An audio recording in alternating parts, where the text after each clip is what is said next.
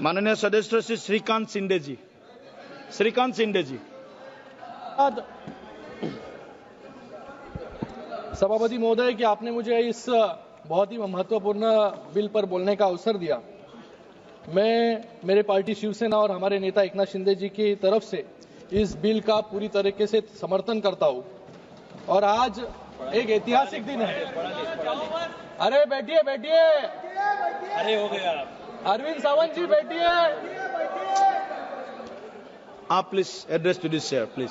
आज सबसे बड़ा महत्वपूर्ण दिन है, उस पर भी आऊंगा।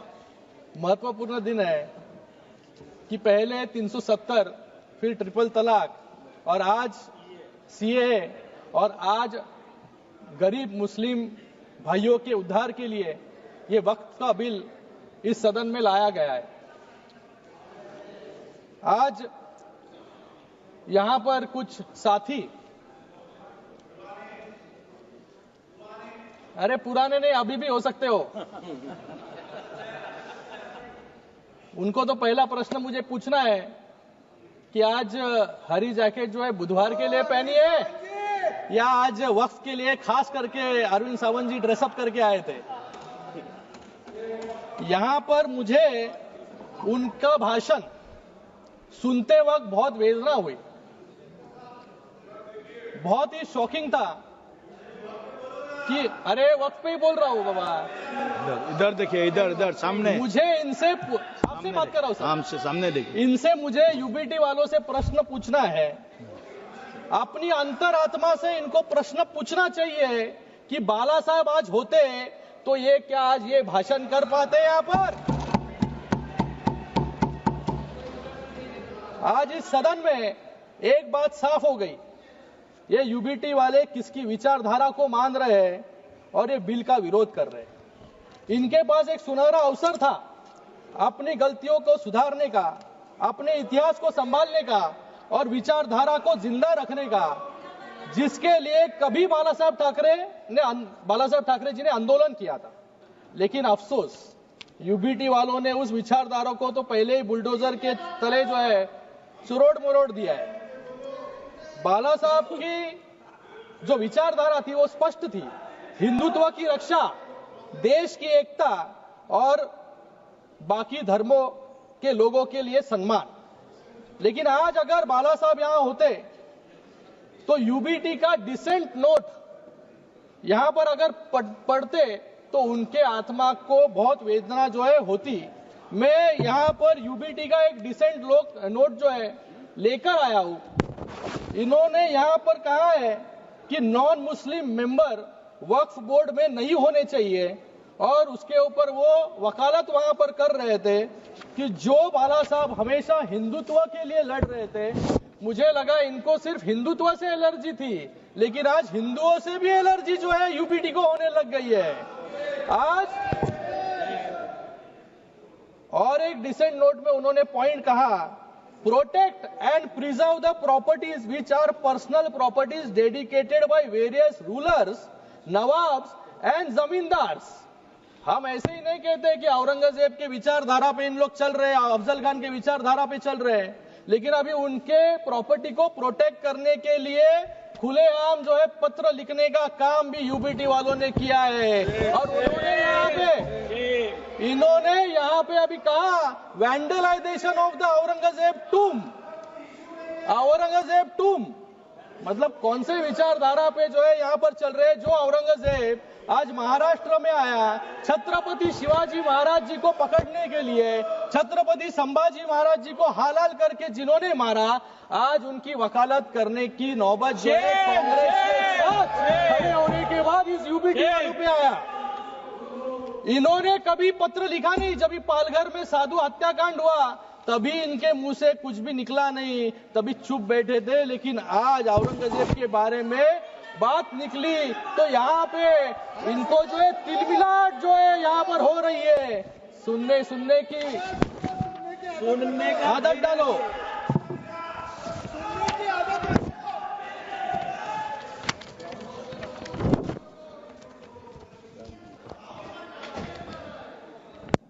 मैं यहाँ पर इन्होंने और कहा है यहाँ पर 370 कलम हटाने के बाद कश्मीर में क्या हुआ?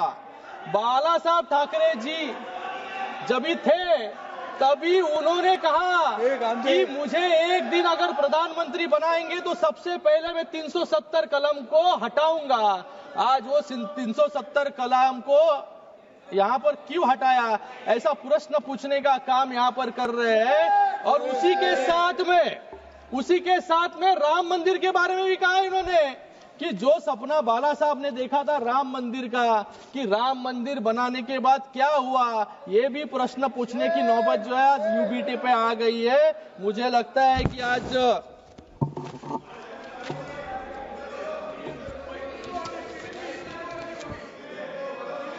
यहाँ पर ये बिल जो है, ये बिल का नाम बदलकर unified Waqf management empowerment efficiency and development यानी उम्मीद रखा गया है। ये उम्मीद सिर्फ एक शब्द नहीं, ये इस कानून का सार है, इस कानून का आधार है, क्योंकि ये उम्मीद देता है उन सभी गरीब मुस्लिम समुदाय के लोगों को जिनका अधिकार वक्फ के आड़ में छीन लिया गया और उसको भ्रष्टाचार और लूट का साधन बना दिया गया। मैं विपक्ष के मित्रों का दर्द समझ सकता हूं, क्योंकि जब भी देश को उनसे उम्मीद दिखी तब उन्होंने देश को और मुस्लिम समुदाय को निराशा देने का काम किया। जिस समुदाय ने आंख बंद करके इनको वोट दिया, लेकिन उनको सिर्फ वोट बैंक बनाकर छोड़ देने का काम जो है इस कांग्रेस वालों ने, विपक्ष वालों ने किया। ये यहाँ पर हमेशा सब एक लोकसभा के वक्त भी लोगों में भ्रम फैलाने का काम इन्होंने किया, संविधान खतरे में है, संविधान खतरे में है। आज भी लोगों में भ्रम फैलाने का काम कर रहे हैं कि वक्फ की जमीनें जो है सरकार ले लेगी, लेकिन आज यहाँ पर वक्फ बाय यूजर, यहाँ पर एक अमेंडमेंट लाया गया कि जो ये बिल आने के बाद इसके पहले के सभी वक्फ जो अनडिस्प्यूटेड प्रॉपर्टीज है वो वक्फ पे जाएंगे। तो यहाँ पर कोई सवाल उठता नहीं है कि सरकारें उस वक्फ की जमीन को लेने की कोशिश कोई कर रहे हैं, लेकिन सिर्फ लोगों में भ्रम फैलाने का काम कुछ लोग यहाँ पर कर रहे हैं।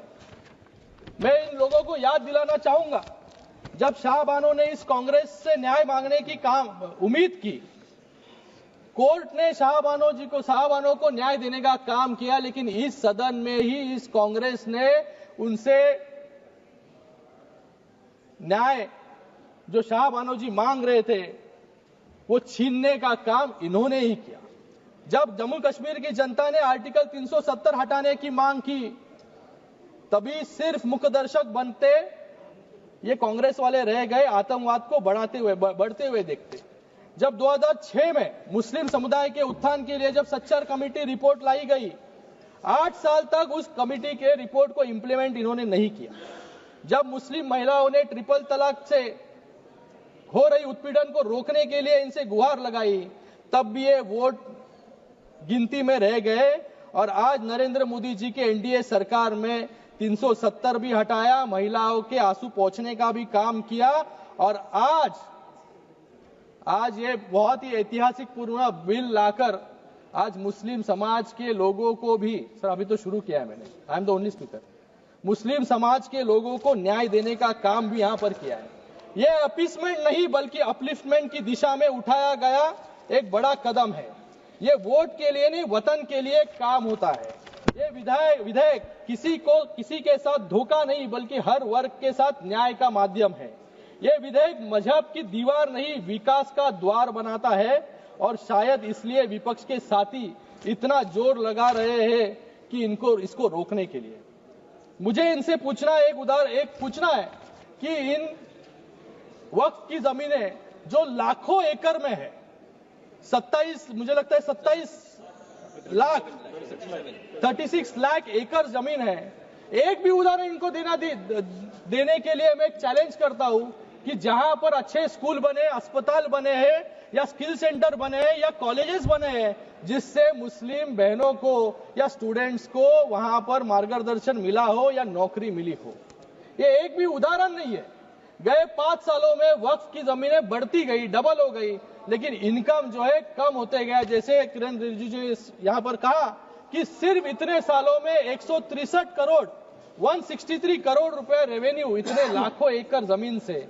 मतलब भ्रष्टाचार जो है इन जमीनों पर इतने सालों तक चलते आ रहा था, वो भ्रष्टाचार कंट्रोल करने के लिए, ट्रांसपेरेंसी लाने के लिए आज ये बिल आया है, तो इनके पेट में जो है दर्द यहां पर हो रहा है. हसताय काय तुमच्यावरती लोक हसणार आता.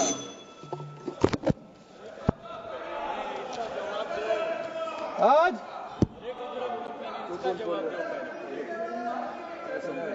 मैं यहां पर कुछ उदाहरण देना चाहूंगा. यहां पर इंडिया अलायंस के सभी साथी इसका विरोध कर रहे हैं, लेकिन आज इंडिया अलायंस का एक भी मुख्यमंत्री नहीं होगा जिन्होंने अपने कार्यकाल में वक्फ बोर्ड के भ्रष्टाचार पर इंक्वायरी नहीं की हो. हमेशा ये अनकॉन्स्टिट्यूशनल वाक्य जो है यहां पर बोलते रहते हैं. मैं कुछ उदाहरण यहां पर देना चाहूंगा. 2011 में ये तृणमूल कांग्रेस की सरकार बंगाल में थी और कांग्रेस केंद्र सरकार में थी, और ममता बनर्जी ने बंगाल में 1000 करोड़ के वक्फ घोटाले की सीबीआई जांच की मांग की थी. दिल्ली में 2019 में कांग्रेस ने आम आदमी पार्टी के खिलाफ मेमोरेंडम दिया था कि दिल्ली वक्फ बोर्ड में भ्रष्टाचार हो रहा है, जिसके अध्यक्ष आम आदमी पार्टी के विधायक अमनातुल्लाह खान जो जेल भेजे गए. उत्तर प्रदेश में भी समाजवादी पार्टी के शासन के दौरान अखिलेश यादव जी की सरकार में मंत्री रहे आजम खान ने वक्फ का मंत्री होते हुए, सही है ना भाई, सही है, बाहर आपसे तो बात किया मैंने, आपको पता है, वक्फ के मंत्री होते हुए खुल्लम खुल्ला लूट मचाई. सत्ता के संरक्षण में जबरन जमीनों को वक्फ संपत्ति घोषित करके अपनी निजी जागीर बनाने की कोशिश की. आज 50 से ज्यादा मामले उन पर दर्ज है और आज जेल में वो सलाखों के पीछे है. आप समाप्त कीजिए. कांग्रेस ने भी उनका विरोध किया था. ऐसा ही एक और उदाहरण सामने आया है दिल्ली में, जब कांग्रेस सरकार ने रातों रात 123 कीमती और प्राइम लोकेशन पर स्थित संपत्तियों को दिल्ली वक्फ बोर्ड को सौंप दिया इलेक्शन के पहले. और तेलंगाना में भी ऐसा ही उदाहरण है कि जहां पर तेलंगाना के चीफ मिनिस्टर ने यहां पर कहा सबसे पहला मैंने विरोध किया, लेकिन आज इसी तेलंगाना में सबसे ज्यादा लिटिगेशन है. 77,000 करोड़ से ज्यादा जमीन, 77,000 एकड़ से ज्यादा जमीन वक्फ के पास है, लेकिन सिर्फ 22,000 एकड़ जमीन विवाद मुक्त है. बाकी 55,000 जमीन जो है विवाद उसके ऊपर है, क्योंकि उन जमीनों पर गवर्नमेंट सरकारी संपत्तियां हैं और गवर्नमेंट के वास्तु जो है वहां पर बने हैं. केरल में भी ऐसे ही उदाहरण है.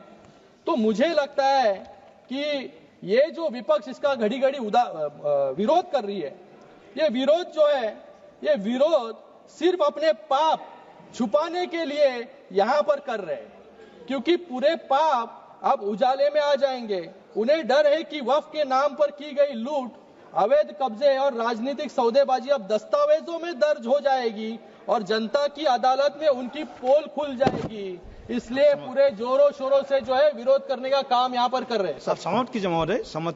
और भी बहुत यहां पर उदाहरण है सर. यहां पर कुछ लोगों का मैं भाषण सुन रहा था सर.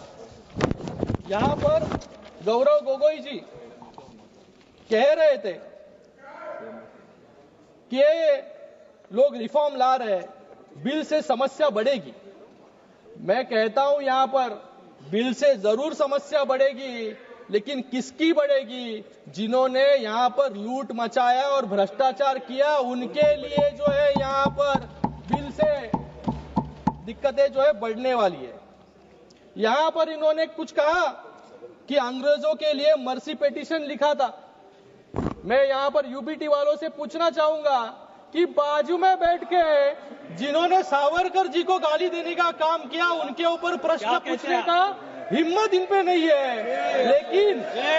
लेकिन ये भूल गए अफजल गुरु के लिए किसने पिटीशन दायर की थी, किसने जो है अफजल गुरु को. समाप्त कीजिए आप प्लीज कंक्लूड. मैं यहां पर अपनी बात समाप्त करने से पहले, ये जो बिल है 2011-12 में 25% मुसलमान गरीब रेखा से नीचे थे। ये आंकड़ा सिर्फ एक संख्या नहीं बल्कि एक कड़वा सच है जो दशकों से चली आ रही उपेक्षा और तुष्टीकरण की नीतियों का परिणाम है। वक्फ संशोधन विधेयक 2025 इस दिशा में एक क्रांतिकारी कदम है। यह बिल न तो किसी समुदाय के खिलाफ है न ही किसी के धार्मिक भावनाओं को ठेस पहुंचाने के लिए। यह बिल पारदर्शिता लाने का वादा करता है। ये वक्फ संपत्तियों को अवैध कब्जों से मुक्त करने का संकल्प लेके आता है। धन्यवाद माननीय महोदय, धन्यवाद। सबसे बढ़कर एक लाइन में सबसे बढ़कर ये उन मुसलमानों को सशक्त बनाने का रास्ता खोलता है जिन्हें सालों तक कमजोर रखा गया। वक्फ की संपत्तियों जो मुस्लिम समुदाय के कल्याण के लिए थी, लंबे समय से भ्रष्टाचार, कुप्रबंध और अतिक्रमण की भेंट चढ़ती रही।